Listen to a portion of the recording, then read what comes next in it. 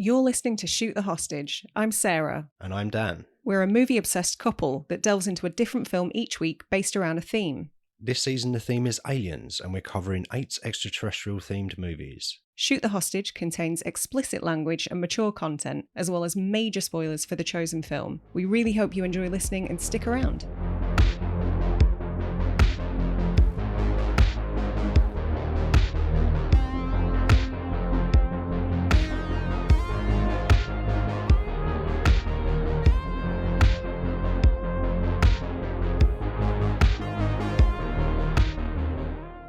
Right, episode 2 of season 3.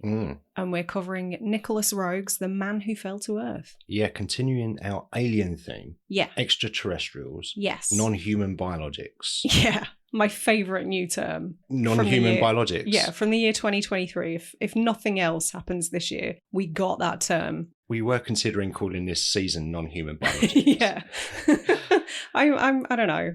I'm still not convinced we made the right call there. But how fitting to cover a David Bowie movie in the Alien season. First, Nicolas Roeg, as you mentioned. Yes. And he's your jam, isn't he? He's very much my jam. Yeah, this was absolutely my suggestion. I would definitely credit Nicolas Roeg as being one of my favourite directors of all time. Why is that? Because he's directed a couple of my favourite films. I absolutely adore Don't Look Now. That's been in my top 10 for decades at this point. I think I watched that when I was 13. Which I absolutely shouldn't have done. I've seen that relatively recently because you showed it to me. Yeah, and you did not care for it. You tied me to a chair and you made me watch it. Clockwork Orange style. Yes, you did. It was all right. It was oh my God. It was all right. Yeah. I don't have the same love for 70s cinema that you do. You don't. You certainly don't. Yeah, and Walkabout as well we watched recently. That's right. And you didn't get much for that one either.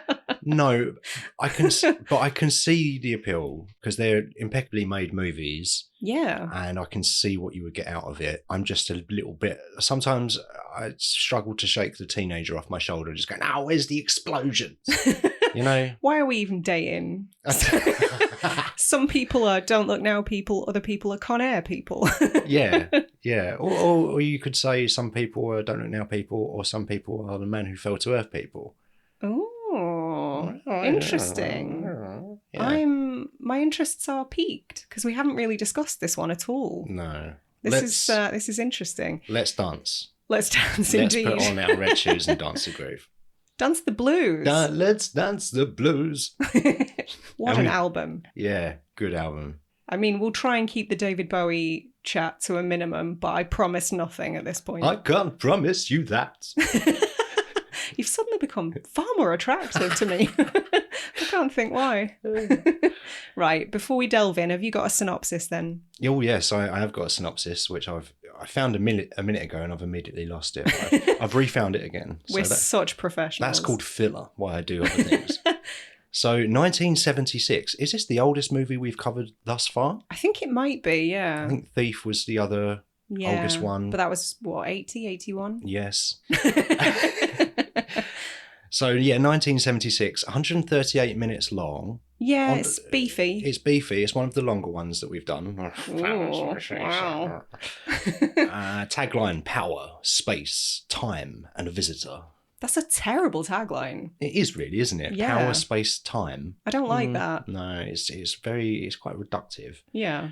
Right, so we're going to go for a synopsis now. Thomas Jerome Newton is an alien who has come to Earth in search of water to save his home planet. Aided by lawyer Oliver Farnsworth, Thomas uses his knowledge of advanced technology to create profitable inventions. While developing a method to transport water, Thomas meets Mary Lou, a quiet hotel clerk, and begins to fall in love with her. Just as he is ready to leave Earth, Thomas is intercepted by the US government and his entire plan is threatened. That's a bit spoilery, that synopsis. It is, and I also take issue with a couple of points. Go on. Mary Lou never fucking shuts up. No, she does. She's not quiet. Yeah, no, she does go on a bit, doesn't she? She's a gobshite booze hound, but we'll get to that later. But that's maybe the point. That's maybe the point, though. Yeah, there's so much in this film that I go, well, what about this? And then I'm thinking, yeah, but maybe that's the point.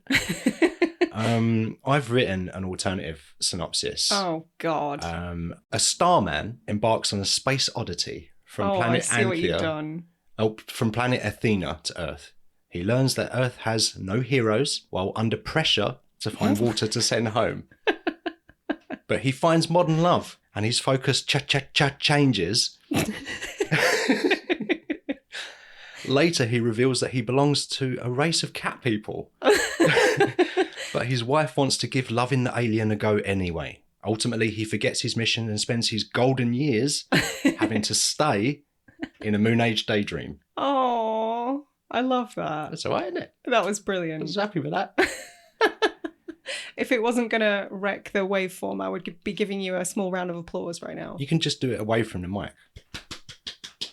How's that? That's all right. I might cut in a proper one. Okay. It's like get one from Wimbledon or something. Thunderous round of applause and cheering. So the budget was 1.5 million. The box office was 163,000. Okay. So Not great. It shit the bed. It did. I can understand because it's quite a cerebral movie. It's not a popcorn time. It's not a switch your brain off movie. I think you very much got to watch every frame and still you might be a bit lost. Yeah, and I think it's really important to note that the version that was released was completely butchered. The theatrical one? The theatrical release, yeah. As I understand it, a company called Cinema V acquired the film and they cut it up to shreds, and it did not resemble Nicolas Roeg's vision at all. It was even more indecipherable than the actual director's cut. Much shorter. It was given an X rating in the UK, which was more or less a death sentence at that time. Because of all the cocks. There were a lot of cocks in this, yeah. There's a little rip-torn penis in this. I could have done without seeing that. That's fun, isn't it? Yeah. Yeah, so it's important to know, I guess. What version did we watch then, do you think? Well, the only version that's available on physical media now is the uncut version. Right, and that's the one we've got there. That's the 138-minute one, yes. The Roeg cut. The Roeg cut, yeah. The Roeg one. Yeah. I mean, it's so far from being a commercial film anyway. Yeah. I think it was probably doomed to not do very well. I mean, what would be the closest comparison these days? Starman. Did you think Starman? Starman, it's been a while since I've seen that, but I remember that being around and linking that film to this one, I think, during my childhood. K-Pax. K-Pax. Spacey pretends he's an alien. Okay. Or maybe he is an alien. I don't know. Yeah, let's not go down the Spacey rabbit hole. Fuck that guy. Or don't. What else? Nobody fuck that guy. He doesn't deserve it. Let's move on from Spacey. Yeah. Okay, it reminded me of Contact a little bit, actually, the Jodie Foster one. Okay, yeah. It's a different movie, but, you know, kind of space, aliens-y there are type some thing. similar themes, I guess. It's slow and methodical and, yeah, you've got to think about it. It's a thinker.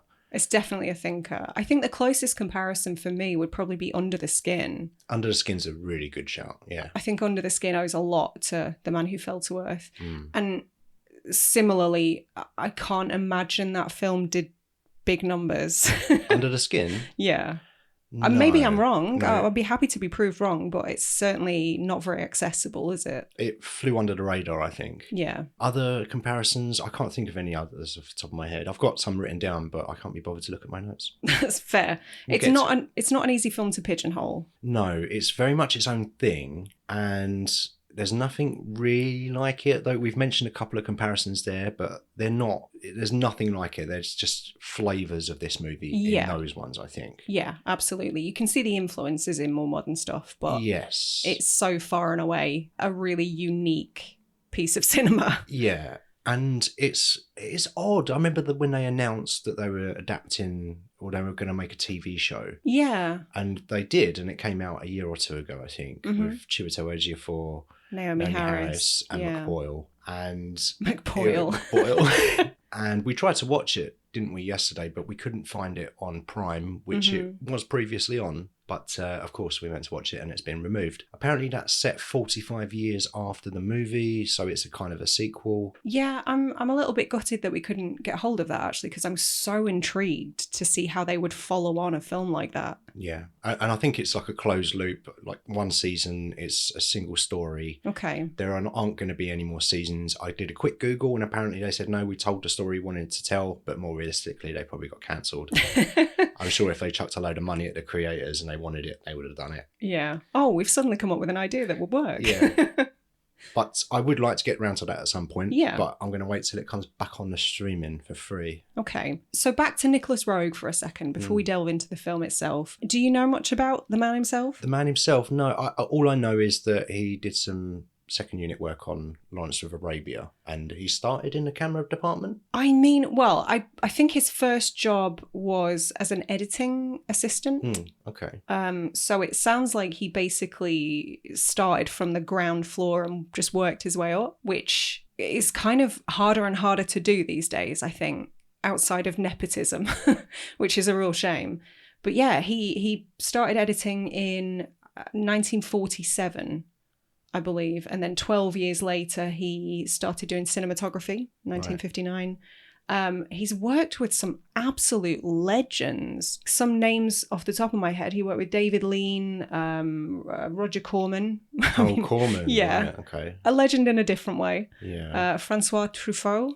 Okay. So like some really big names, some heavy hitters, man. He had quite the career. And I credit him as being one of my favourite directors, but I haven't seen some of his films. When I say he's one of my favourite directors, I mean he has such a unique style and a unique vision. And what I have seen, I adore. I'm very keen to watch Bad Timing. Which also we tried to find. Yeah, and couldn't. And I'd like to give Performance another go. Okay. I think probably his only truly accessible film that I can think of is The Witches, which is so far removed from the rest of his filmography. It's hard to believe. It is a weird one, isn't it? It's kind of an outlier when you're looking at the Rogues Gallery. Yeah. Yeah. Roald Dahl adaptation. Roald Dahl. I think I saw that at the pictures. Does someone eat a mouse in it? There is a boy that's turned into a mouse. Ah, yes. And Angelica Houston is bald and takes her wig off, and they're all ugly crones underneath. Good movie. It's not bad. Do you know what? It's a really good kids movie. Oh, it's 30 years since I've seen it. Yeah, I haven't seen it in a while. Got remade in the last few years. Yeah, I forgot about that. Yeah, not so interested in that one. But yeah, so I mean, he had such an incredible career. He lived a long life, died at 90. That's pretty impressive. Yeah. Was married a number of times. There was some, not controversy as such, but some kind of sketchy stuff, which we'll talk about. He met, I can't remember the actress's name, I'm so sorry, on the set of Bad Timing, his female lead. He reportedly fell in love with her during the filming. He was 52, she was 22. Okay. They went on to have a relationship, which, not great. Power imbalance aside, that kind of age gap is, you know, if you're 52 and dating somebody whose frontal lobe hasn't fully formed, that's maybe a problem. Oh, I mean, more than anything, just what do you talk about? Yeah. I've got nothing in common with a 21-year-old anymore. No, your frame of reference is so different. Yeah. So yeah, I don't know much about the man, you know, outside of his professional life, but for all kind of testimonials, he seemed like a nice dude. Okay. For the most part. So, The Man Who Fell to Earth, 1976. I'm so keen to hear what you thought of this. Oh, okay. I just wanted to mention that it was written by Paul Meyersberg. It was, yeah, adapted from the Walter Tevis novel. He also wrote Croupier, the Clive Owen one where he's doing a big dice at someone, I think. And director of photography was Anthony Richmond. And I mentioned this, I don't know if you looked this up. Do you recognise that name? I don't. Well, you should. Okay. Because he was DOP on The Candyman. Yeah. Oh. Yeah, I thought that might pique your interest. It does. Do you want to know what else he was a DOP on? Yes, please. Alvin and the Chipmunks 2. Oh. Can I go back 5 seconds and change my answer? Yeah, interesting. But I just wanted to mention that because I thought that would get you interested. Edited by Graham Clifford, who edited Don't Look Now as well. Okay, that makes a lot of sense. And the Rocky Horror Picture Show. So the cast, so one Mr. David Bowie, which you're kind of familiar with him. I've heard of him, yeah. Yeah. He plays Newton, and that's an interesting choice of name. Well, interesting in that he was named for the guy who... I was going to say invented gravity, but gravity was very much already a thing. Discovered gravity? Gave it a name? I don't know. Yes. Discovered the concept of, yes. I guess. It was already there.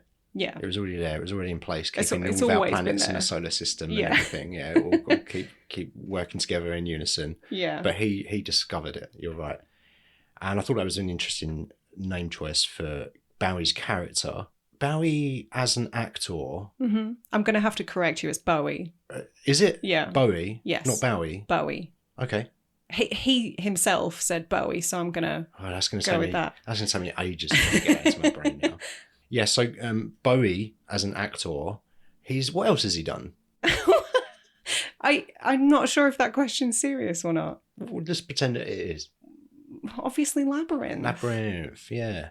I mean, he's been in a bunch of stuff. He had like a blink and you'll miss it role in Twin Peaks, Fire Walk with Me. Like, wasn't he in The Prestige briefly as well? He was in The Prestige as Nikola Tesla. Yeah, of course. The Hunger, which is probably one of my favourite vampire movies of all time. Yeah. He's had quite a career, not only in music, but in film as well. I think a lot of people underestimate how good of an actor he was. I think I underestimated just how much that he did. Because when I looked at his Letterboxd profile, 151 movies to his name. That's insane. That's more than some actors. That's like Samuel L. Jackson level. I mean, some of those are going to be like appearances as himself, right? Yeah, I guess so. Some documentaries, footage probably Moonage Daydream, that sort of thing. He also had a music career. Did he? Yeah, he did a bit of singing sometimes. Okay. Did a few albums, which Tell me more. Might be aware of. Let's Dance. Who else is in this? Rip Torn. Jesus, yes. Rip Torn. 135 films listed on Letterboxd. I'm amazed he found that many people willing to work with him from the rumours. Yeah. So I'm familiar with later Rip Torn mainly. So I've got Men in Black, Dodgeball, Dodge, Dip, Duck, Dive, and Dodge, and Freddy Got Fingered. Daddy, would you like some sausage? Oh God. No, not in the context of this film. That's a funny movie. Chipolata, more like. Candy Clock. Yeah. She'd, I think, only done American Graffiti at this point. Right. Okay. But she was the first person cast. Was she? For Man Who Fell to Earth, yes. And Nicolas Roeg did start a relationship with her. While this movie was being made? And also while he was already married.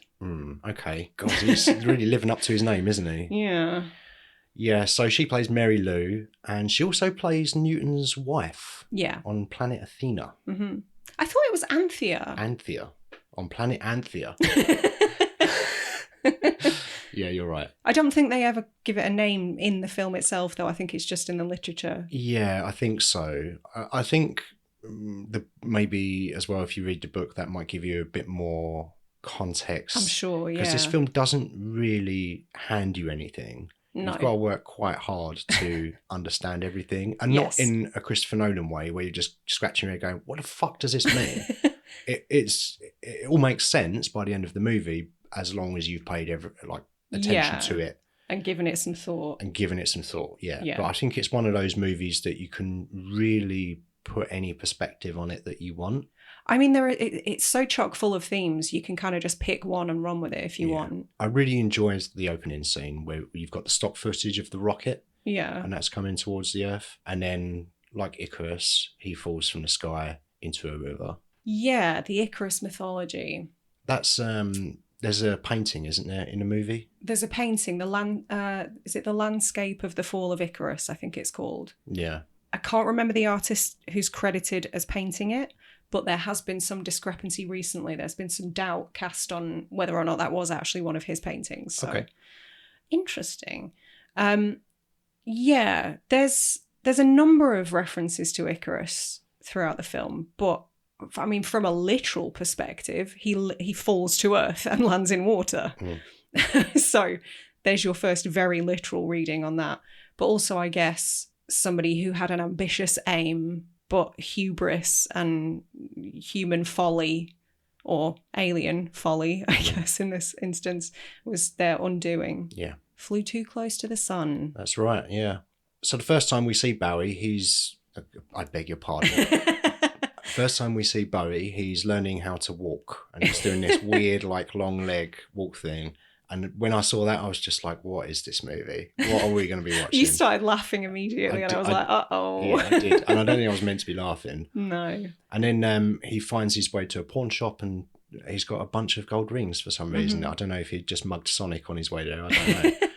But the first bit of dialogue in the movie is a drunken man mumbling gibberish. Yeah, interestingly. We kind of come full circle, don't we? Yes, we do. And I clocked that at the time. And I think that was the first kind of thing that I noticed and kept referencing back in my brain as the movie progressed. And then he has a riverside picnic with some fudge and some celery. I mean, that's a meal, right? That's two of the 5 food groups right there. You could quite easily watch this movie and go, oh, it's just random stuff and it doesn't mean anything. But when you think about it, it does. Celery's predominantly water. Exactly, yeah. I mean, I can't explain the chocolate fudge other than... He's got a sweet tooth as well. Other than just indulgences of humans. I mean, yeah, that's definitely something that crops up many times throughout this film. Exactly. That's kind of what this movie is about. Yeah, the driving force. Is being distracted by human... comforts, vices, excess. And while he's having his riverside picnic, he's just loving chugging down some river water. He loves it. Well, you've seen the planet he came from. It's dry, yeah. And also, so I know you said you were laughing at him sort of stumbling down the hill, but all of the scenes of him on his home planet, it's flat as anything. So even that kind of makes sense. It's terrain he's not familiar with. A hill. Yeah. Yeah. Maybe he's never encountered hills before. Well, gravity's probably different as well. And yeah. I thought visually it looked quite funny to me. But it makes sense. Something that kind of struck me right at the start, I guess, is... I mean, so David Bowie was kind of born to play this role. I cannot think of a single person who would have been better as an alien outsider. Because that was kind of his identity as a person, wasn't it? He was the outsider. Listen, you're the Bowie person here. I know nothing about Bowie apart from Labyrinth, this movie, and some of his songs. Yeah. So yeah, I'll go with whatever you say. Okay.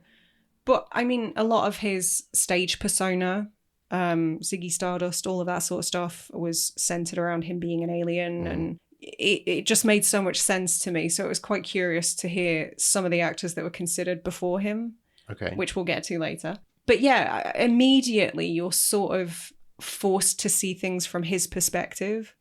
And I found that really interesting. Kind of, he's the outsider, but you're kind of encountering things through him as the proxy. And it's kind of highlighting how weird a lot of the idiosyncrasies and customs of Earth are. Yeah. Did you find that as well? Yeah. Isn't there a moment where someone goes to shake his hand and there just seems to be a, not disregard, but a lack of understanding of human social interactions, which I thought was very relatable. Yeah, I was going to say the same thing. That's just being autistic.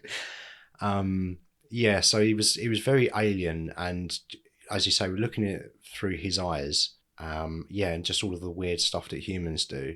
We are quite strange. When you start breaking everything down, a lot of the things that we do day to day are bonkers. But it's like, oh, it's tradition, it's just normal. And we don't question it, we just go through the motions. You just go with it. You learn these things as a child, and you just do them, and you rarely question, like, why do people eat turkeys on Christmas Day? The driest, the most disgusting of all the meats available. Yeah. But it's tradition. Yeah. Yeah, these weird things that seem pointless, and there's not much use to them outside of just being a good, normal citizen trying to fit into a tribe. Community, isn't it? That's the whole point. And I mean, the entire point of the novel and this adaptation is kind of the loneliness of the outsider. So what better way to portray that than sort of looking at these strange customs that we all just take for granted and toe the line. Yeah. And expose them for how fucking weird they are once they're dismantled. Yeah, and also the same things and other things can act as just huge distractions. When he arrives, all he's interested in doing is inventing this machine to, I guess, send water back to his planet. Yeah. It wasn't really clear to me whether he just wanted to get... I know he wanted to find water, but when the part where he's meant to be flying back, I wasn't sure if it was him meant to be flying back or if he was sending water back. I don't know. Well, I'm not clear on whether or not his invention to transport the water was ever 100% successful. I feel like they got close, but then the government intercepted. Anyway, we'll get there. Yeah. I don't want to get too far ahead of ourselves. So he's on Earth. He's pawned this ring. He's got some money. He then kind of... So that the narrative in this is very strange. straight out of the gate. The time jumps, the linear nature of it, but spanning decades is not immediately obvious. No, and it happens very quickly as well. It does, yeah. And the characters kind of look a little different, but not massively, apart from he remains the same, and everybody ages around him. Yeah. Which is a really good way to kind of show how much of an outsider he is in a literal way. But yeah, so he goes to meet with Farnsworth. I'm not entirely sure why he chooses that lawyer, but there are some sort of hints, like it seems like Farnsworth has been in a long-term gay relationship, so maybe he knows what it's like to feel like an outsider. Maybe that played into his decision. It's interesting anyway, especially in 1976. You didn't see that a lot. No, you certainly didn't. I think I find as well he tended to employ people that were maybe approaching middle age as well. Yeah. And I thought maybe there was something, they'd got into their own routine and their own, call it a rut, call it whatever you like, and it was disrupted by this guy, but ultimately it was a really good thing that happened to them. I think it was saying, you can get out of these ruts if you want to, but then obviously he falls into similar kind of ruts and just starts drinking all of the booze. Yeah. Which I would do, to be fair. Yeah, if somebody offered me a bottle of Beefeater gin, I wouldn't turn it down. Yeah. Was this sponsored by Beefeater gin, by the way? Possibly. Is that where some of the funding came from? Yeah. But yeah, Farnsworth. So Farnsworth. He offers Farnsworth $1,000 an hour to read his patents. Yeah. Well, he wants to read his equations. Yeah, he wants to get patents. Yeah. Well, actually, I've just figured out why he chose that lawyer, because he must be the only lawyer on the planet that can read complex equations and decide how many patents there are. And he says, 11 or something? I think he has 9. Okay. I want to say 9. And that sparks his kind of global takeover of business.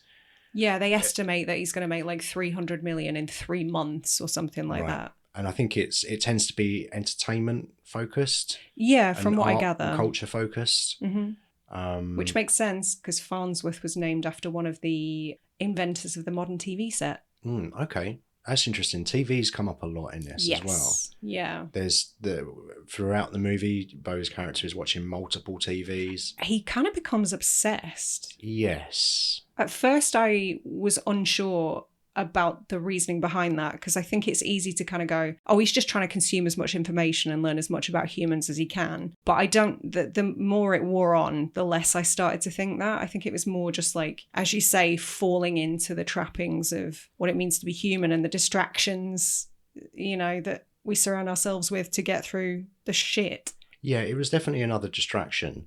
He did mention that he'd seen Earth on their version of television on planet Anthea. Which was just like cling film. Yeah, that's right. So I assume that the television exists on their planet, or they're just picking up signals from Mars or whatever. But I think that he just processes information differently. There's a part in the movie where he's driving along and he sees this like hillbilly family from 300 years ago or whatever. Oh yeah, like the settlers. Yeah, and that's an odd one, because that's kind of the only time that you see that, I think. Yeah. What's your take on that? What do you think's going on there? I don't know. Maybe he does perceive time very differently. It would make sense given that he doesn't seem to age. That's my theory. My theory. Yeah, and also maybe that was not him necessarily viewing it there and then. Maybe it was kind of a memory that had been unlocked because he'd been around for such a long time. He'd been viewing humans for so many, like hundreds of years or however many. I don't know. Yeah. He mentioned as well later on in the movie that he'd seen the footsteps of other extraterrestrials. It could have been them. Could have been their quote unquote footsteps. Might have just been the memory that he saw or the vision that he had. Maybe that's the kind of footsteps we're talking about. That would be my read on it. Metaphorical footsteps. Yeah. I don't know. Like you said before, there's so much. You could focus on one area of this movie and pick it apart and decide this is what the movie is, but then look at the next scene and it's something completely different. Yeah, you'd be tearing your hair out by the end. Yeah. It's I don't know, it's kind of a nightmare as a casual viewer. There are so few people I would recommend this film to, because I mean, I find it entertaining, and I think it's incredibly inventive visually. I think it's beautiful to look at. I think it's just bizarre and it captivates me because of how strange it is.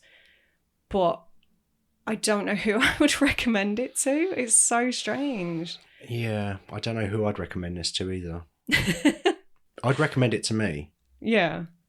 So are you... Right. We're not quite halfway through yet, but I have to know, did you enjoy this then? Yeah, I thought it was pretty great. That's so surprising to me. I thought you were going to hate it. It's weird because I think thematically this ticks a lot of boxes for me. Yeah.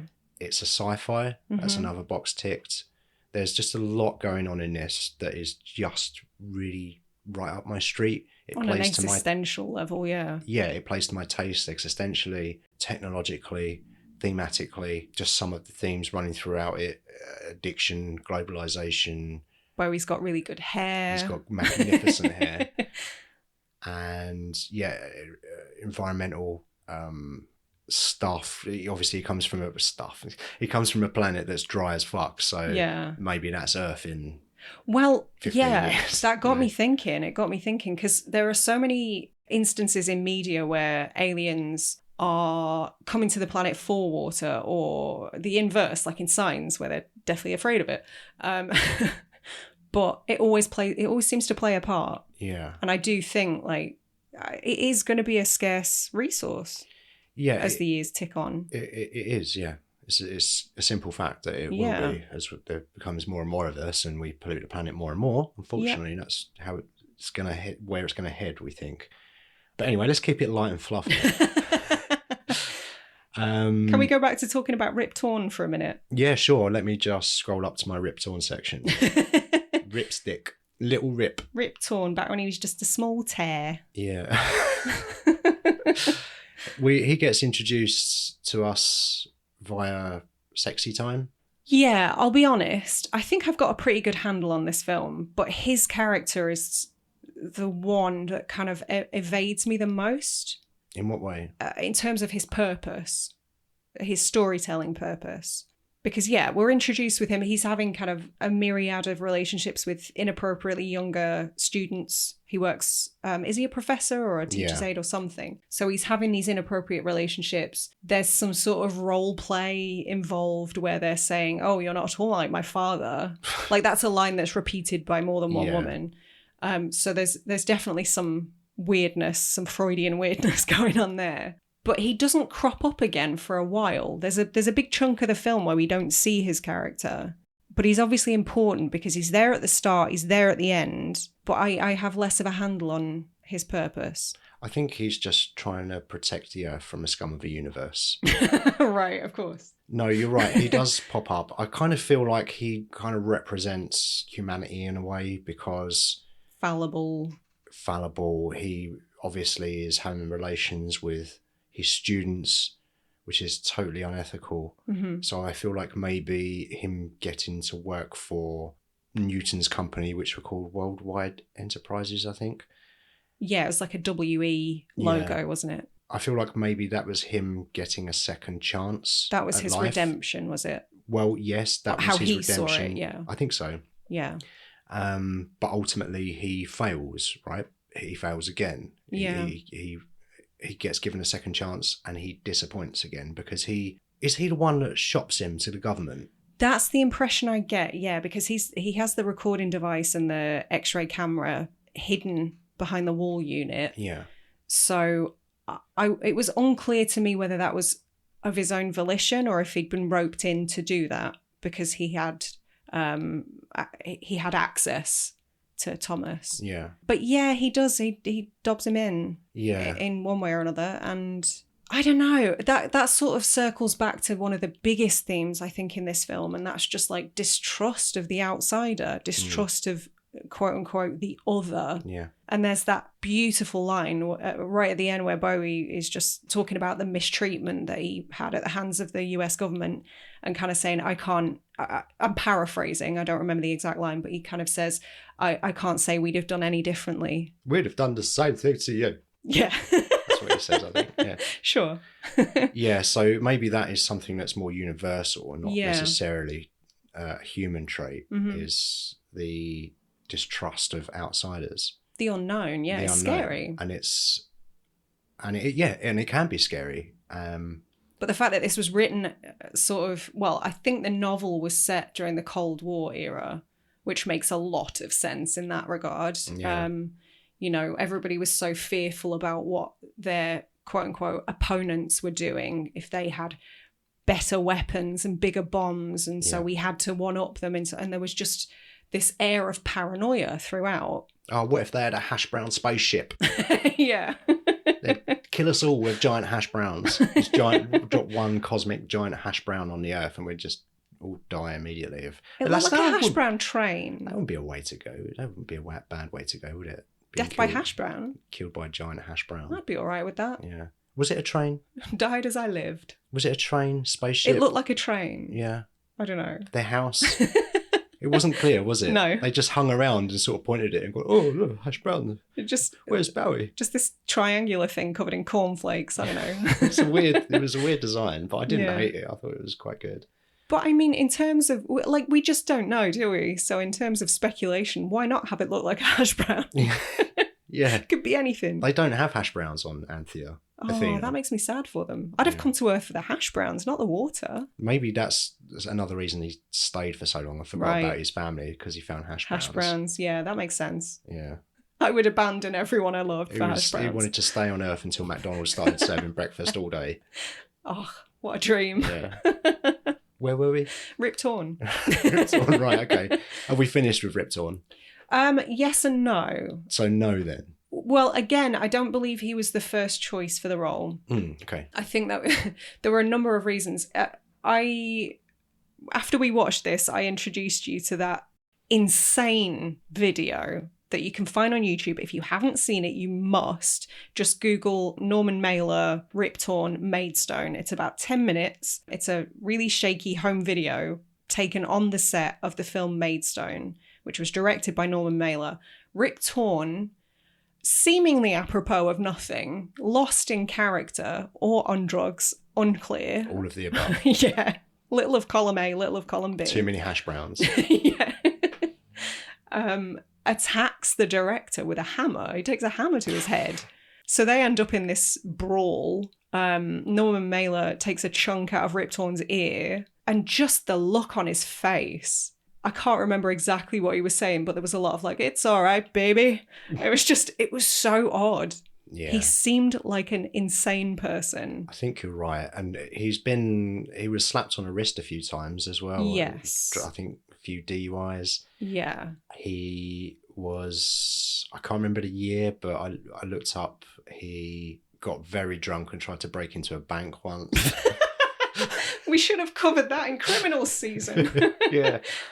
Just CCTV footage of Rip Torn. I was going to introduce a section in the show just called Rip Torn's Misdemeanors, but I didn't have time to do an extensive list. I saw more and it was like, there's too many. Yeah. Jesus Christ. Yeah, he had quite the rap sheet. Yeah. But I think as a result of that, he spent a portion of his career struggling to get work. He struggled to get people, to convince people to work with him. Well, the only person that was crazy enough to employ him in the 90s was Tom Green. Yeah. Daddy, would you like some sausage? Stop. That's what he said. Stop. He was also in a film called Senseless. I'm not familiar with that. Which I believe David Spade and one of the Wayans brothers was in. Rip Torn. There's funny choices, isn't there? Yeah. But I think some of it was out of desperation because he was a good actor. Do you think so? But he had such a poor reputation. I don't know. Patches O'Houlihan. Maybe that was his comeback era. Why do we do anything? Why do I drink my own urine? Because I like the taste. That was ad-libbed. He didn't know the cameras were rolling at that point. He just drank his own urine before that scene. It was going method. Oh, Lord. But yeah, if you had to sort of name an actor who had true crazy eyes, Rip Torn would probably be one of the first that I thought of. Yeah. He looked like a dangerous man. But yeah, I guess Nick Roeg was sort of willing to work with him at that point. And from what I gather, it wasn't too problematic of a shoot, which is more than can be said for Bowie, who had a massive cocaine problem at the time. Of course. It was the 70s. Yeah. He was a rock star. Of course he did. I heard that he had a massive cocaine problem, but actually he was quite professional on this movie. Right. Have you heard different? Yes. Yeah, by all accounts, he was an absolute professional on set. He, in his own words, didn't know what the fuck the film was about, didn't really know what was expected of him, but he learnt his lines and he delivered them how he was instructed to, and it bloody well worked. A lot of people around him said, yeah, he seemed to really clean up his act. Bowie himself states that he was using cocaine every day during the making of this film. So I don't know if he was telling other people a different story at that time, but by his own confession, he was definitely heavily using. He was off his nut. Yes. Yeah. And there were a couple of occasions where he got some serious paranoia by the sound of it. Apparently there was one day on set where he had a glass of milk and there was some gold flecks floating in it. So he said he'd been poisoned. Right. Because he got really sick afterwards, and they tested it and they couldn't find any traces of anything, but he was convinced like one of the crew had spiked him. And okay. Who knows? Eventful, it sounds like. But yeah, by all accounts, he was a consummate professional on set. Beyond that. But yeah, I can imagine it would have been, I don't know, overwhelming, daunting to have to direct people like that. I guess so. Was he huge in 1976 or 75 Bowie? When this was shot? Yeah. Yeah, I know he'd released kind of. some albums and he was Well, kind of he'd been well-known. making music since the 60s. But he wasn't... Was he the monolith that he became yet? He was pretty big at the He time, was. yeah. He kind of was there already, Yeah. was he? Okay. Yeah. I think Nick Roeg cast him on the basis that he'd seen a documentary called Cracked Actor And about that didn't Bowie. give him any clues about who he was employing. No. But yeah, on the strength of that, he originally wanted Mick Jagger for the role. Oh, I can't see that. I mean, he'd worked with him on Performance, which was good, but I don't see Mick Jagger in this role at all. Have you seen Free Jack? No. Yeah, Jagger's in that. And Okay. It's terrible. He's terrible in it. Free Jag. Awful. Emilio Estevez gets put through time tunnel into a race car or something. Excuse me? Out of race, gets sucked out of a race car and through a time tunnel to another time, so Anthony Hopkins can live in his body, I think. Excuse me? I think that's right. Yeah. That sounds insane. I have to see it immediately. It sounds like it would be interesting. It does. But it's not. It sounds like a fever dream. It's terrible. I'll be the judge of that. We haven't really spoken about Mary Lou an awful lot. Candy Clark. We mentioned her earlier. We spoke about her a little bit, but more her character. Because when Bowie's character meets her, he's already begun to gather his fortune. He's on the road to sending water home. He's on the right track. Yep. But she's kind of the one that derails him. Or he derails himself, but she's the character that introduces him to alcohol. Yeah. To sex, I guess. Yeah. To television. Well, to yes and no. 'cause religion. He kind of, doesn't he order her to bring him a television? You're right, he does, yeah. And then he ends up with about 73 of them in his room at once. Yeah. And I was a little confused at this point. I was in many points, but he gets into a lift and she's the lift operator, I think. She's a really terrible lift operator. Yeah, it's just going up and down, up and down. And he's got this, bloody women lift drivers. He's getting motion sickness, which is something that has been happening throughout the film up to that point. If he gets into a car, he asks the driver to slow down. And I think that's him acclimatizing himself to the way we do things. Yeah. And I noticed that stopped happening. Okay. I don't know what my point was really, but it stopped happening. We were talking about Mary Lou's character, and that's how she got introduced. Right, so I went off track there. Your hash brown train was derailed. Yes. And then they get married. They do a big old sing at the church, and he kind of starts to get a bit distant and bored, I think. He sort of loses himself because there are moments when he clearly misses his wife back home and his children, but I guess so much time has passed that he's just getting more and more sucked into life on Earth. Yeah. And I do think he actually does fall in love with Mary Lou. The first time I watched that, I didn't it didn't ring true for me. It felt like she'd just kind of latched herself onto him and he'd just kind of gone along with it. But I think that was more to do with he just expresses things differently. I think he was in love with her. But yeah, she's a strange character. Yeah, she is a strange character. Played very well by Candy Clark, but I would love to know what her direction was a lot of the time, because she acted quite alien some of the time as well. Yeah, it was maybe part of the attraction for him. Maybe. And you didn't really see her interacting with anyone else, so maybe she was also an outsider. Yeah. Maybe that's what brought them together. But yeah, she's definitely kind of one of the main catalysts for his Demise. descent into excess, isn't it? Excess. Like sex and drugs and alcohol and guns and... Yeah. I don't know, TV, distractions, as you said. A comfort prison.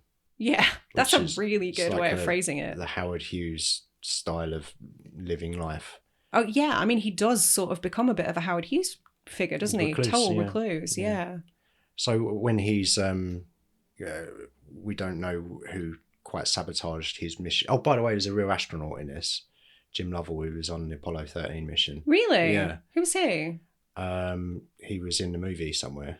Right, okay. That's my answer. I can't remember. So when we think that he's going to get on a spaceship but doesn't, and then there's a time jump. Yeah. And then he is imprisoned from that point for quite a chunk of the movie. Like literally and metaphorically, because he's kind of he's been experimented on, tested on. I don't know if the government or whoever's doing that believes that he's an alien or not. I think they do. I think they believe him, but I think because of that, they're inherently suspicious, as they would be in real life. Obviously, some of the stuff that's come to light this year, I don't know. Who knows? That could be happening. I think if somebody told me Elon Musk was an alien, that's all I'm going to say. And he's been so obsessed with getting to space, I would buy that. He just wants to get back to his hash brown train. Yeah. I think you're right. I'd buy that. Yeah, I thought that was super interesting that once he had gathered all of his wealth, he's become quote unquote successful in human capitalist terms. Mm-hmm. And the more comforts that he gets, the more unhappy he appears to become. Could be because he's missing his home, his family. Maybe he's kind of forgetting about them. Well, he's kind of lost his purpose. He's lost his purpose. But you hear about that often. We mentioned Howard Hughes. People become what they think is a success. What they think will bring them happiness. Exactly. I'll get that Ferrari. That'll make me really happy. It's like, yeah, it's great to have a Ferrari. I'd fucking love to have a Ferrari. But I know that Ferrari is not going to make me inherently happy. It'll make you fleetingly happy. It'll make me, it'll be like a huge buzz when I get it. Yeah. And I'll get to drive it sometimes, and that'll be fun just to sit in it and hear the engine. And then you'll see the fuel prices and it'll bring you back down with a bump. Yeah. I'll have to live in it because I can't afford to pay rent in it. But yeah, and I think a lot of people assume that once they reach a certain thing, I'll be happy when I get this, or I'll be happy when I achieve that. And that's not how it works. Well, it's the same, like if you take money out of the equation, it's like, I'll be happy when I'm thinner. Yeah. Yeah. It's setting a goal for yourself and tying your own happiness to that goal. And it's a total trick. It's a trap. It's a trap. It doesn't work. Yeah. And this film, one of the many, many themes, it does portray that beautifully, I think. Mm-hmm. It's something that's not talked about an awful lot. I think, and it's because it's easy. People like us, we can look at Bezos or Musk, and obviously not our cup of tea or whatever, but they're kind of on another level. And some people might think, oh, they're all right. They can afford to pay their bills. They can go on holiday and do whatever they want. And yeah, they don't have the stresses of having to pay their bills, but it doesn't mean that they're happy. Well, yeah. It does not mean that you're going to wake up and go, oh, great. After a little while, humans adjust to everything. Yeah. No matter the circumstances. Look how we did during the pandemic. Like a couple of months, people were like, yeah, let's all band together and be nice. And then after a couple of months after that, oh, we hate everyone that's doing vaccines. Yeah. But yeah, we adjust to things, and that is the same for happiness and a certain level of comfort. And then the comfort becomes your prison because you're not challenging yourself anymore. You know, you're not, if you get to Bezos's level, you're not gonna, I don't know why I keep picking him. you don't really have a reason to get up anymore and challenge yourself because you have everything. So I'll just get up and I'll have a drink of gin because that's what I want to do today. That will make me feel good. Mm-hmm. And before you know it, you're a full-blown alcoholic and not achieving anything anymore, and you're a prison in your own home. And breathe. Yeah, absolutely. Like my dad always used to say growing up, money will not make you happy. It can make you comfortable, but it can't make you happy. Yeah, you've got to be happy before you get the money. Yeah. Ideally. Yeah. Because if you're just constantly miserable trying to get to a certain level, when you get to that level, like we said, you'll spike for a little bit and then it will plateau again. Yeah, having a purpose, having goals, it's a great motivator. Yeah. But it shouldn't be like, I'll get here and that'll be it. That's the end. Yeah. Because then the goalpost just keeps getting moved further and further, and it becomes, it's always out of reach. You have to stay true to yourself, Sarah. You have to figure out what it is that you want on a personal level. I want a hash brown. Yes, and you can't forget to send your family water, because otherwise you'll hate yourself and you'll just become a full-blown alcoholic. Right. I'll remember that. I'll bear that in mind. Okay. Yeah, there's a line in the film actually that kind of exemplifies that point, and I can't remember who says it, but it's in my notes, so somebody definitely said it. But they just say, one must keep up. And that's sort of applicable to the point you were just making, but a lot of things, like, you know, you're expected to keep up with your peers, you're expected to keep up appearances with the Joneses, to fit in with society, you're expected to keep up at work, and it's just it's a bullshit self-imposed metric, but definitely one that this film explores really well, I think. There's another line while we're talking about dialogue where I think he's talking about television, and he says, I think it may be in reference to life, it's all light and waves, and it's kind of trying to find meaning by consuming. It's not going to happen because that's just light and waves. It doesn't mean anything. It's just a way to pass the time. And that was a super interesting piece of dialogue for me. That's kind of the overriding one. If I can pick one piece of dialogue from this movie, it's all light and waves. It kind of told me what I was watching, how to view the movie as well. It's a good script. Yeah. It seems really off the wall and like batshit in places. In most of it, not in places. Most of the script seems quite batshit and disconnected and all over the place, out of left field. But actually, it's not as off the wall as it seems. No, I don't think so. And that kind of is underlining my point earlier, I think, where you can, if you were watching The Man Who Fell to Earth and I came in 35 minutes into it, and I'm just like, why is he drinking river water? This is random. Why are kabuki theatre scenes intercut with Rip Torn having sex? Yeah. Why is she holding Rip Torn's penis? Why doesn't David Bowie have a butthole? Well, all right. So what are your theories about that? Not the butthole specifically, but was David Icke right? Because when he takes his, I was going to call them contact lenses. But there's that great scene, isn't there, where he sort of like prizes it out. Well, you don't see it. You see him put them back in, and I think it's reversed footage, and it's dead clever. Yeah. But his eyes are very reptilian. Yeah, it looks great. It's like the royal family. Yeah. So David Icke was correct, is what you're saying? I think David Icke had watched The Man Who Fell to Earth and was like, I've got a theory. All right. I'm going to go on Wogan and talk about it. He used to be a goalkeeper, I think. David Icke? Or Wogan? Icke. Goalkeeper and then lizard person. But yeah, I thought about that, actually. I thought about especially when he said the aliens already walk among us. Yeah. And there's all these people that think that lizards are here, and I'm not saying they're not. I don't know. We just don't know. I'd say it's unlikely. But I don't really know. But in terms of the scene where he's revealing himself to Mary Lou and he's telling her, look, I'm an alien. He does it by showing her, and he removes his David Bowie meat costume to reveal this reptilian, smooth, oily skin, zero butthole alien. Zero penis. Zero penis, yeah. Yeah, that's an interesting scene. That I maybe saw bits and pieces of this when I was very, very, very young. Oh dear. And I kind of remember that. I could be mixing it up with the Terminator one scene where he pops his eyeball. I definitely remember a lot of eyeball stuff when I was growing up. I mean, it's fairly interchangeable, right? Yeah. But that's when he reveals himself, and she's shocked, as you would be. So apparently that scene was supposed to play out differently. Her reaction was supposed to be completely different, but whatever they were doing, they couldn't make it work. So Nicolas Roeg had the idea where she was just so shocked that she wet herself, basically. Yeah, that's right. Which is quite a gross, visceral way to display how shocking something like that would be. Yeah. What'd you do? Oh, by the way, your husband's an alien who's just got a fucking nude blob, as they say in Barbie. Yeah. But yeah, I think the scenes surrounding that are some of my favourite, when he really does descend into the full excesses of human life. Like, he's just... I think there's one point as well, just after that, where he's seen stirring a drink with a gun. And I'm like, that's the most American thing I've ever seen. He's assimilated. Yeah. So there's one scene that I wanted to mention because I wasn't quite sure how to read it. After we figure out that the government is involved, and then Daft Punk try to throw the lawyer out of the window. So you know when they throw him at the window and it doesn't work, it doesn't break? Yeah. That was not planned. Really? He was supposed to go through first time. How funny. So they kept that in because it worked, basically.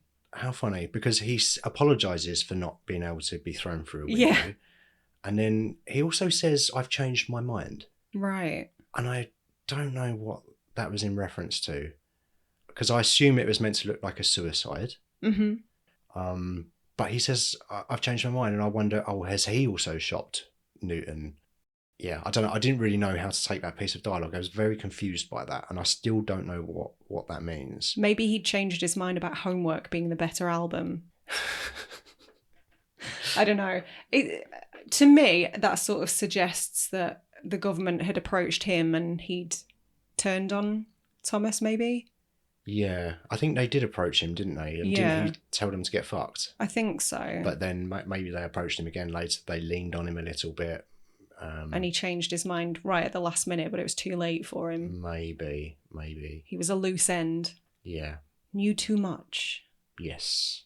So I think I find the lawyer's character most perplexing because of that. Yeah, I quite like the character of Farnsworth. Me too. He was an interesting one. We don't learn a huge amount about him. Enough, but not a huge amount. I kind of wish they'd explored him a little bit more. Yeah. How did you feel about the music in this film? I don't remember the music at all. Okay, that surprises me because there were a couple of moments where you kept laughing at the music. Were there? Yeah. So there were sort of... Right. Okay, I'm going to start with an anecdote that I couldn't necessarily verify online, so this might be hearsay. But I went to see an Adam Buxton show about David Bowie a few years ago. And he told a story about the making of this film where Bowie sort of got his wires crossed and assumed that because he'd been hired to act in the film, he was also going to be in charge of the soundtrack because, you know, he was primarily a musician at that point. I think this was his first major role, in fact. But yeah, Nicolas Roeg rejected the music that he'd written and went in a completely different direction.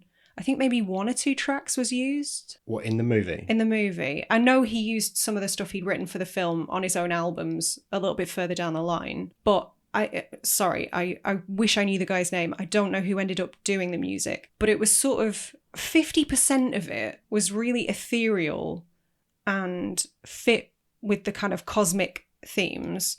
And then the other 50% was just like this weird bluegrass Americana, jarring stuff that felt really redneck and odd. And it was purposeful, obviously. Nothing about this film was an accident.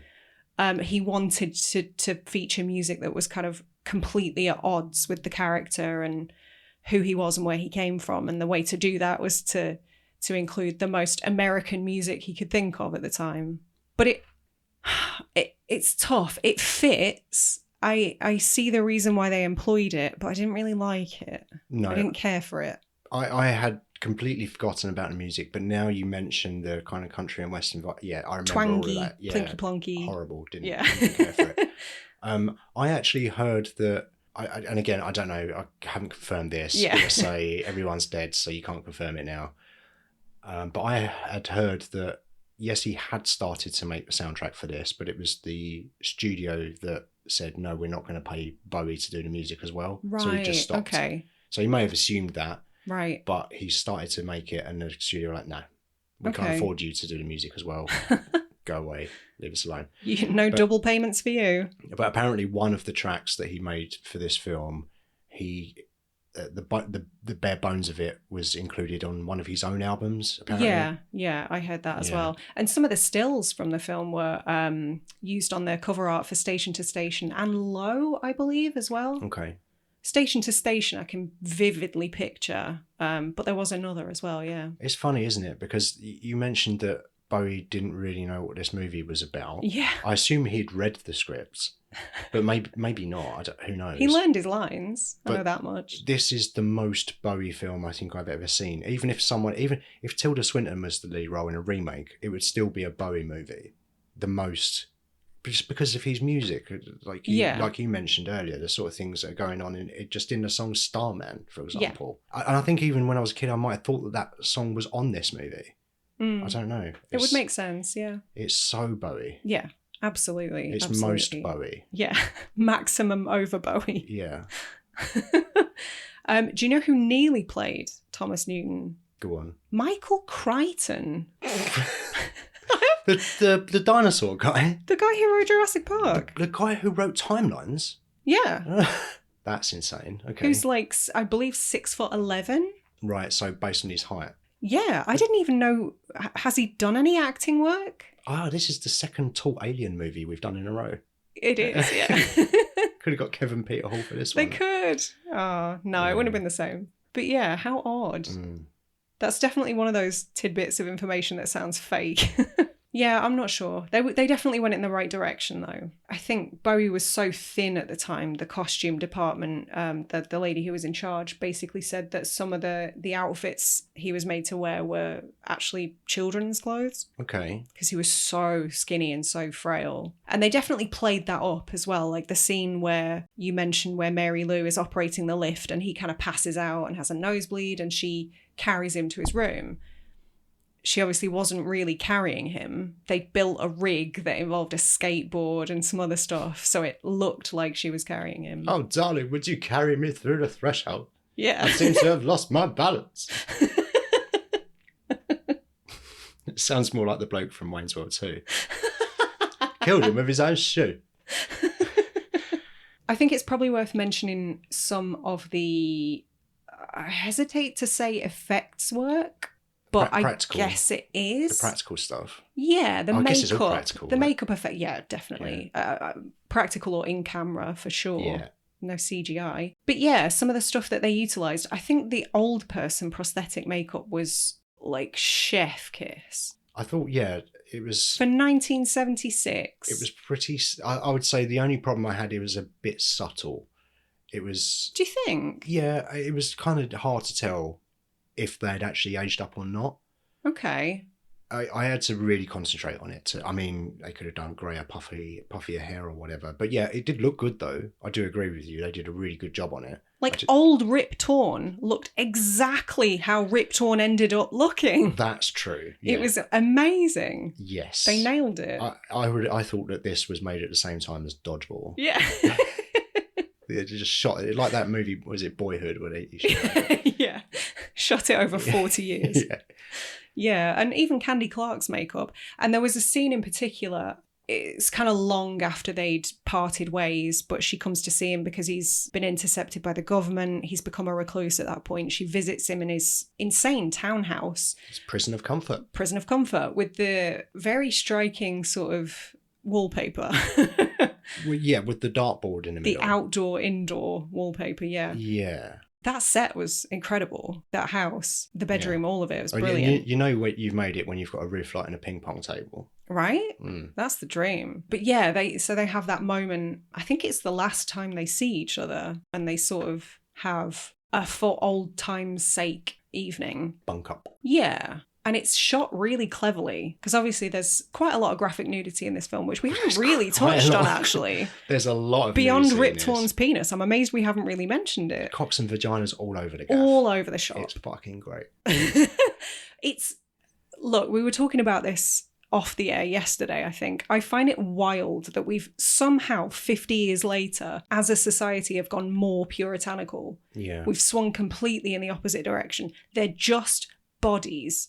I would say they're just human bodies, but with one glaring exception in this instance. Yeah. But yeah, that scene is shot really cleverly because obviously she's got the old person makeup on. But then, I don't know if you noticed, but all of her nude scenes she shot from the neck down because it's clearly a stand-in of a much older woman. Because, you know, people's bodies change as they age. And you can't really use makeup, or back then they couldn't really have done that convincingly. So it's shot really cleverly. Yeah. I remember thinking that really stuck out to me. It worked really well. They have that last night of excess, and it's really sad. They're happy. They seem happy in the moment, but it felt really tragic.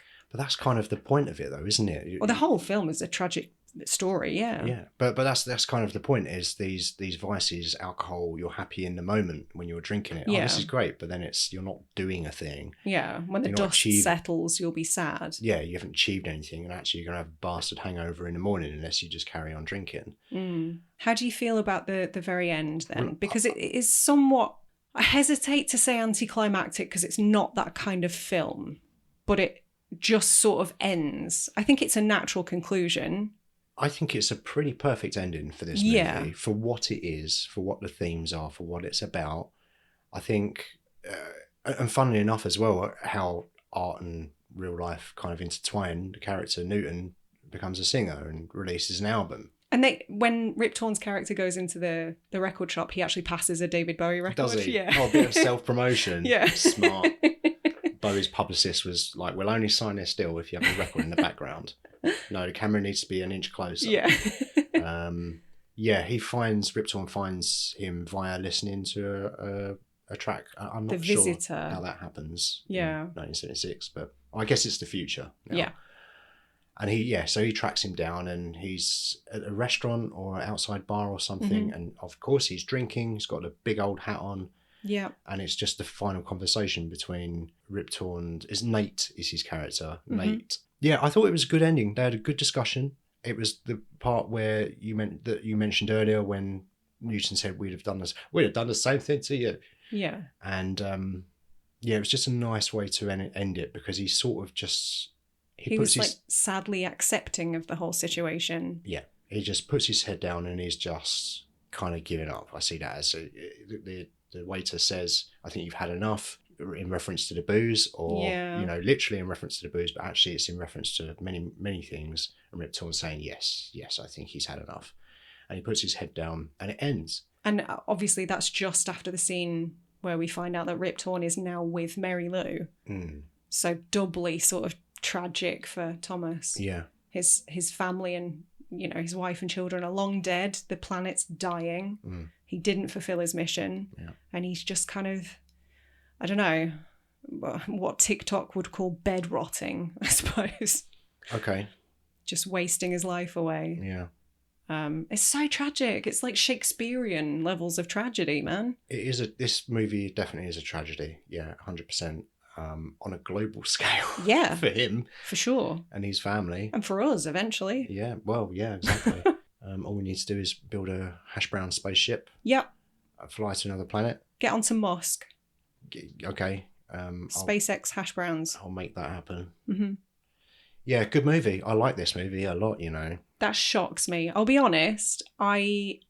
Like I said earlier, I went into this fully expecting you to just be like, what the fuck was this pretentious, self-indulgent pile of wank? I think I started it that way. Yeah. I found it kind of difficult to get into it. It's quite inaccessible for the casual viewer. Yeah, and it's unusual. Yeah. And there's just some unusual visuals that I thought were kind of amusing, and I was laughing. And a weird narrative. Yeah. The structure is odd. Right, and it covers so much time, and it's just very strange. And I think if you're not paying 100% attention to this, I can understand you think, oh, it's a bit fragmented, but actually it does all tie together very, very well. But you do have to work hard for it. Yeah. You have to think about it. And maybe if if we weren't covering it for the podcast, maybe I wouldn't like it as much because I wouldn't have put as much thought into it. Maybe. So what you're saying is we need to cover Don't Look Now. I'm saying that this is my favourite Roeg movie. Right. Hands down. Better than The Witches? Yes, it's better than The Witches. Although I've seen that more times than this movie. Well, I'm thrilled that you got so much out of it, actually. It's unexpected. It's a good one. There's a lot of boxes ticked for me, as I said. All of the themes in it. What are some of your favourite themes then to wrap us up? I think the focus on extreme capitalism, the globalization, the pursuit of all of the wealth, the monopoly of corporations. Yeah, it was kind of prescient in that way. Yeah, it was. It definitely had something to say, and it definitely kind of had an understanding of where we were headed as well. It was kind of prophetic in that way. Yeah. So I enjoyed all of the capitalism stuff and the prison of abundance, and that was super interesting. Like people as products. The one company to rule them all. You're either a product or a consumer. Yeah. And the consumer is also the product. Yeah. There's a lot going on in this movie, and there's a lot to unpack, and I think those are the themes that stuck out to me most, but there's so many other things going on in it that I think that you could just pick your own kind of thing and run with it. Yeah, for sure. And that's kind of another thing that I like about this is the thing about art, isn't it? Is subjective in nature. So open to interpretation. And I think it's really good to sit down and just watch a movie where people just blow up. But sometimes I like to watch a movie that gets me thinking. Yeah. And I can look at it many different ways. And this is an art movie. This is something. Yeah. This is like a painting. It's like the Icarus painting that we've mentioned already. It's just like, it's looking at that and looking at all of the different, how is that bit shaded? Why is this bit in this position? And it's looking at the entire piece as a whole and how it fits together. And each viewer is going to focus on a different corner of the painting. I think it's beautifully made, this movie, and it's my jam, man. Like the themes are my jam. I'm so happy. I'm happy too. I was a little bit afraid and a bit intimidated by this movie. Yeah. But it was a good one. I liked it. How do you stand? How many times have you seen this movie? Probably about 4 or 5. Really? Yeah. Okay. Yeah. I watched Don't Look Now when I was about 13, as I said. My dad introduced me to that because it was one of his favourites.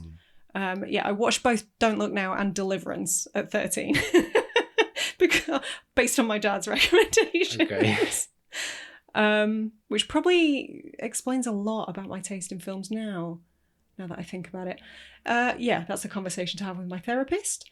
But I think because I loved Don't Look Now so much, didn't understand it, don't get me wrong, but I loved it visually and thematically. It was just so striking. So I sought out his other work. I watched Walkabout and this quite soon after, as soon as I could get hold of them, really. It's one that's grown on me over the years. I think I like it a little bit more with each viewing. Yeah.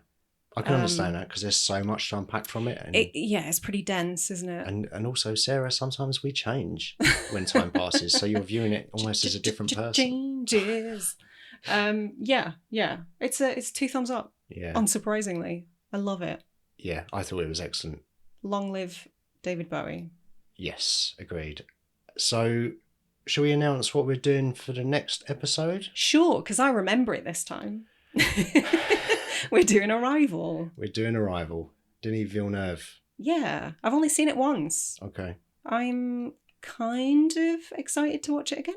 Yeah. Talk about it. Yeah, it should be an interesting conversation. Yeah. There's a lot going on in that movie. Villeneuve is a hell of a filmmaker. Yeah, and he's just banger after banger, that guy. He's on a hell of a roll. Yeah. Thanks so much for listening. If you've enjoyed the show, don't forget to subscribe and leave us a review wherever you listen to podcasts. You can stay up to date with us on Twitter, Instagram or TikTok at @STH_pod or support us on Patreon. Everything will be linked in the description.